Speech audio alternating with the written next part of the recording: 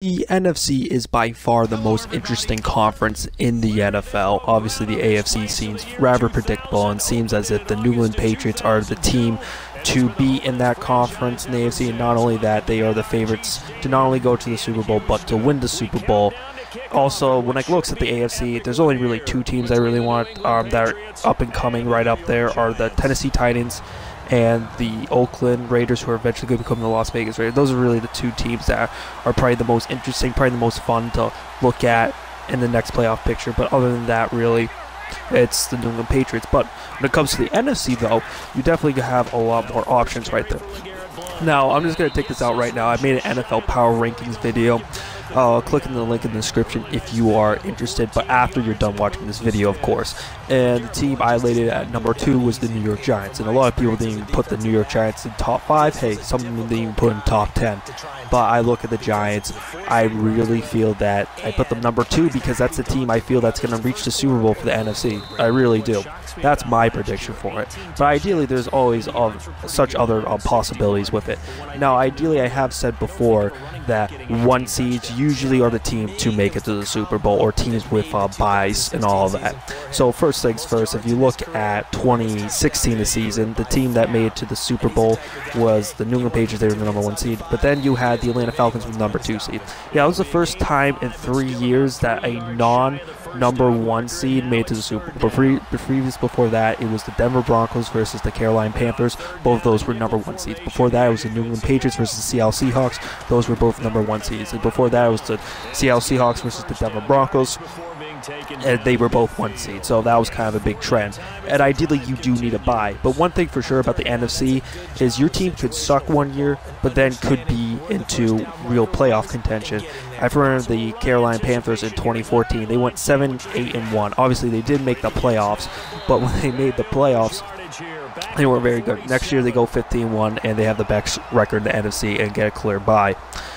And I look at that, and that's quite possible with a lot of teams. And ideally, you're definitely going to need a bye the playoff run. It just looks as if that's the atmosphere.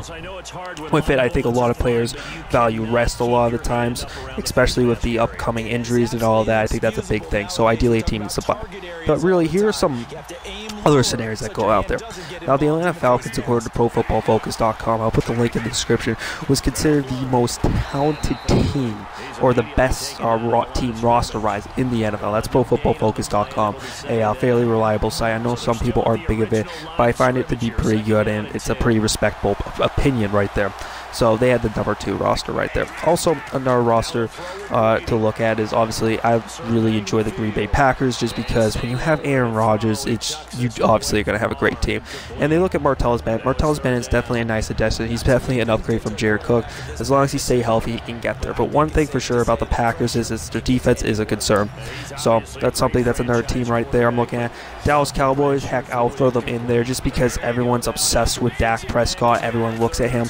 He's another big one. Even with Ezekiel being out 6 games, I think there's a lot of people out there that look at it and think to themselves, oh, well, they still got Dak Prescott, so what's the big loss? And also, they got some decent running backs behind them, so put it right there. So that's another team.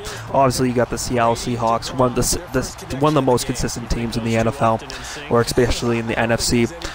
Team that definitely relies on defense. I think the big difference is how Eddie Lacy and Russell Wilson do, because I really felt the 2013 team was a balanced team. I really thought the offense really contributed to that. Even though I really put focus on the defense, the offense wasn't unbearable. It's not as if they were the 2015 Broncos where Peyton Manning had a freaking noodle arm, but you had the Seattle Seahawks. They were a team that had Russell Wilson, who was a good quarterback at the time, top 10 quarterback, and then you probably had the best running back in the NFL in Marshawn Lynch. You had a pretty good receiver in Golden Tate, and you had some up and coming guys in Doug Baldwin and Jermaine Kearse. So, and you had a good O-line. So the offense talent was there with Seattle, and when you look at that, I definitely think to myself that Seattle obviously can get there, but I really think the focus is on how well Eddie Lacy and Russell Wilson can do. Because if Eddie Lacy does well, I think Russell Wilson will do well. And obviously, Russell Wilson doesn't really he's better with the run game. He definitely needs the run game to do well, but ideally, he looks a lot better when the run game works a lot more. And that's just how it works. I really feel as if when the run game doesn't do so well, he usually just doesn't do as well. And maybe if it's against a bad team, he can get away with it a lot of times, but when he's facing the real quality teams, it's a lot different. So I think that's a big difference right there. Also, another team to look at is they probably, I would say, probably the Giants. That's definitely my Super Bowl pick, and I'll just look at them for a second. This is the reason why I'm looking at the Giants. I think Brandon Marshall is an underrated signing by them, and the reason why I think it's a very good signing by him, it's because Brandon Marshall is Plaxico Burress 2.0 for them, and they haven't had Plaxico Burress in 8 years. So if they get Plaxico Burress 2.0, that's definitely a big improvement. And when you look at Plaxico Burress, he was definitely a big, tall, lanky card, similar to Brandon Marshall. And the one thing is, people love Odell. Odell is still a very good receiver. I consider him overrated. I made 2 videos that why he's overrated. Click in the link in the description after you're done watching this video. You want to continue hearing this video, of course. So when it comes to this, if you get Brandon Marshall, you get a 6'5" target that complements Odell Beckham Jr., who he does play taller respectively than his height, but Odell Beckham Jr. is only 5'11". You can only do so much as 5'11". And also, I think one thing for sure, that 5'11" has hurt Odell Beckham Jr.'s ability to fight for the press. I've heard there's this Monday Night Football thing where, or when it had Randy Moss and Charles Woodson, what do you do on a deep ball? They talk about, it was actually a pretty good analysis right there. And the analysis right there was pretty straightforward. It was basically wide receivers needs to keep 5 to 7 yards from the line of scrimmage, and obviously that's something that, or from the sideline, so you keep 5 yards distance from the sideline, which is good, versus being up close. Odell Beckham Jr. plays it a little bit too close, when in reality Brandon Marshall gets some distance out, gets some space, and Eli Manning is really inaccurate. And obviously you get a speed kind of receiver, and more of a balance, but you get your speed from Odell Beckham Jr., but then you get the size from Brandon Marshall. I think that's a good two-way duo right there. And Sterling Shepard had a promising rookie campaign, so that's definitely something to look at.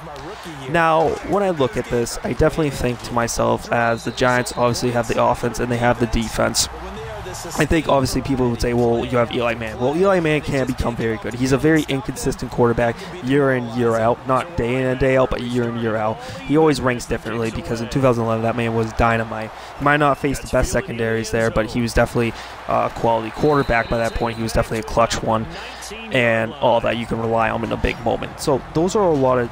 So that's why I like it, and I also am a big fan of Landon Collins. I think he's the best safety or strong safety in NFL. I love how they play. They have cornerbacks, they got safeties, they got pass rush, which is all my requirements on the defensive side to have a Super Bowl caliber defense. And that's in another one of my videos, what makes a Super Bowl winning team. Click in the link in the description if you're interested, but after you're done watching this video, of course. So that's the reason why I'm a big Giants. But obviously I just named a bunch of scenarios why a team would make it. Obviously the Packers, the reason why they won't make it, so this is my new part, why they won't make it is because their defense doesn't get it. Because their defense got completely torched in that game. And ideally, I look at the Packers, and they definitely need more right there. They definitely don't have as much talent around them and all that there needs to be better general managing for a good general manager. Alright, Falcons, my number one reason is the Falcons don't really recover from Kyle Shanahan, and they lose a lot of momentum there. Dallas Cowboys, Dak Prescott relied on the big more, you just can't rely on him, and Ezekiel Elliott's suspension could hurt them and cost them the playoffs because they are facing a very tough schedule for the first 6 weeks of the season. Also, you got another team in mind that I mentioned why the Giants will miss it, because Eli Manning's garbage, or their defense, they just figure out the Giants and they could just simply miss it and all that. I know a lot of other teams are out there, like the Eagles. Maybe if they become hot, if Carson Wentz does dynamite, maybe he's going somewhere and all that. But those are some of the teams I have in mind right there. But obviously there's some other teams that I definitely have missed. Maybe the Minnesota Vikings, which is a team that have defense and all that. I think it's a team, has a defense, I think has a quarterback, whether it's Sam Bradford or Teddy Bridgewater, but lacks weapons. So, but overall, I want to see what you guys think of who's going to make it to the Super Bowl. I'm going to comment in the link description. Just reply to that comment. See a little poll right there. I see a lot of people who like that. It's an idea I got from Colin Cowherd's video. Don't always agree with Colin Cowherd, but I definitely respect him as a analyst and all that, and I definitely do like his style of videos and all that. But overall, what team do you think is going to make it to the Super Bowl for the NFC, guys? And what team do you think that's going to take it away? I think it's the Giants. Who do you think? And also, guys, I was away for the past couple of days, but I'll be back to making videos to normally. All right, guys, I'll see you guys later. Peace. Nickel look. Throwing his brain.